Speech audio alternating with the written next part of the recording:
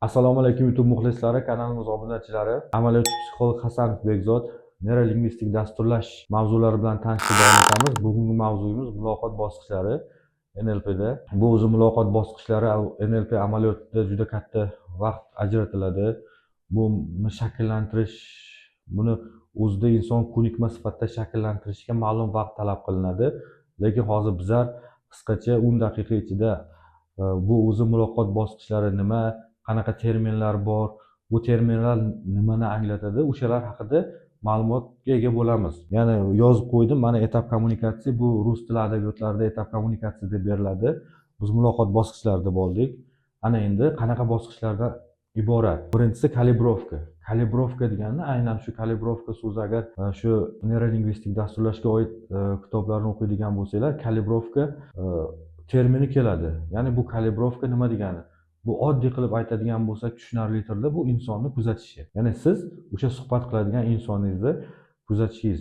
Qanaqa? Misol uchun uni jestlari, uni harakatlari, uni pozasi, uni qanaqa emotsiyada turibdi, har bir detalni diqqat bilan kuzatish. Bu kalibrovka deyiladi. Birinchi bosqich bu kalibrovka. Ana endi o'sha suhbatdoshimizni biz diqqat bilan kuzatdik.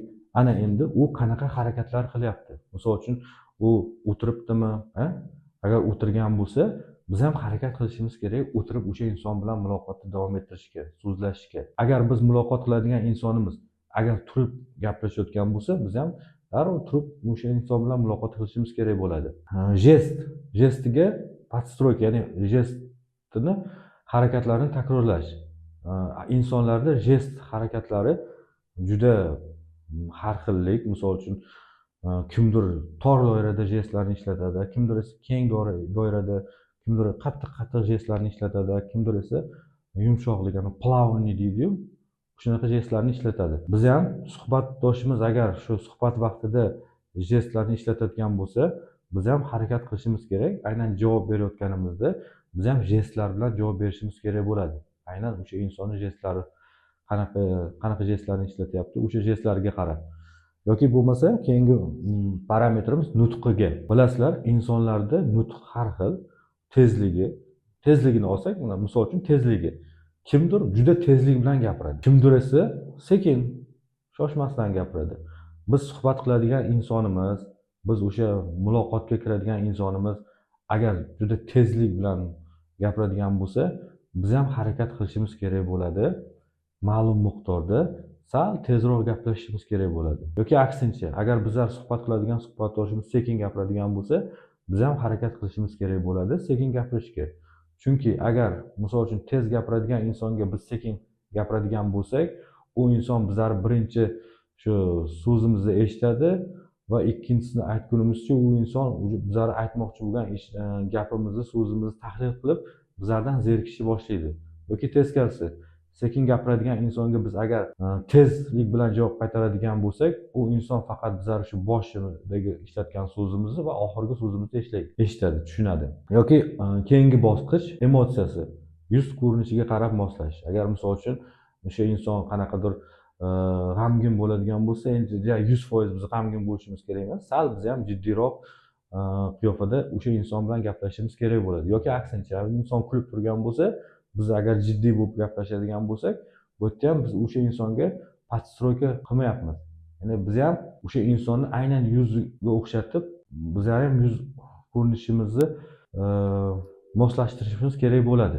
Bu parametrlar juda ko'p, lekin hozir biz 3-4 tasiga o'zimiz diqqat qaratdik. Lekin bu bosqichda podstroykada biz bilishimiz kerak, o'sha bizning suhbatdoshimizni noverbal yoki verbal harakatlarini biz qaytarishimiz, ya'ni aynan o'sha insonga o'xshashlikka harakat qilishimiz kerak bo'ladi. Insonlarga qanaqa insonlar yoqadi? Insonlarga o'ziga o'xshagan insonlar, ya'ni dunyoqarashi, kiyinish stili, ya'ni o'ziga o'xshagan insonlarga yoqadi. Keyingi 3-bosqichimiz esa raport deyiladi. Bu raport so'zi o'zi fransuz tilidan olingan, ya'ni gipnoterapiyadan kirib kelgan. Bu yerda raport degani, ya'ni o'sha suhbatdosh bilan bizlar o'rtamizda ongsiz ishonch shakllandimi yo'qmi? Suhbatdoshimiz bizlarga ishonyaptimi yoki yo'qmi? Suhbatdoshimiz bizlarning gapimizni eshityaptimi yoki yo'qmi? Bu raport bosqichi deyiladi. Ana endi biz birinchi kuzatdik diqqat bilan, suhbatdoshimizning harakatlarini shu jestlarini, nutqini, misol uchun emotsiyasiga qarab moslashdik, ya'ni takrorladik. Ana endi raportda bizlar suhbatdoshimiz bilan ishonch o'rnatdikmi, yo'qmi? Buni tekshirishimiz kerak bo'ladi.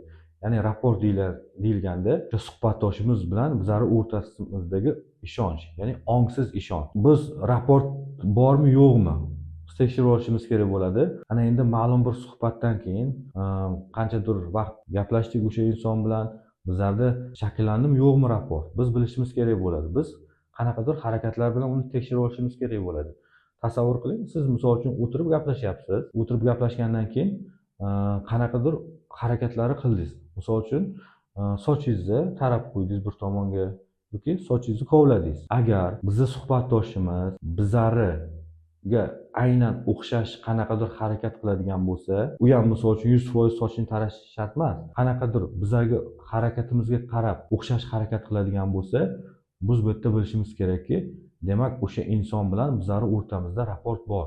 Raport shakllandi, ya'ni ishonch bor. Ishonch shakllangandan keyin, ya'ni videniya, 4-bosqichi videniya. Ishonch shakllangandan keyin bizlar o'sha suhbatdoshimizga to'g'ri ma'noda ta'sir o'tkaza olamiz. Bu davrda suhbatdoshimiz bizlarni eshitayotgan bo'ladi. Aynan suhbatdoshimiz bizlarni eshitayotgan vaqtda biz unga ta'sir qilishimiz mumkin. Boshida nimadir xohladik o'sha insondan. Qanaqadir so'zni unga yetkazmoqchi bo'ldik, qanaqadir nasihat qilmoqchi bo'ldik. Ana 4-videniya bosqichida aynan suhbatdoshimiz bizlarni eshitadi. Shu 4-bosqichda bizlar kommunikatsiyaga kirishimizdan maqsad nima edi? Unga qanaqadir nimanidir o'rgatish yoki nimanidir tushuntirmoqchi bo'ldik. Ana videniyada biz aynan o'sha boshida ko'zlagan natijamizni amalga oshiramiz. Agar biz bu sxemaga e'tibor bermasdan, misol uchun suhbatdoshimizni kuzatmasdan, unga moslashmasdan, ongsiz ishonchni shakllantirmasdan boshida qanaqadir ta'sir o'tkazmoqchi bo'ladigan bo'lsak, suhbatdoshimizni bizlarni qabul qilishi juda qiyin bo'ladi. Hozircha bizlarda ma'lumotlar shulardan iborat. Sog' salomat bo'lasizlar.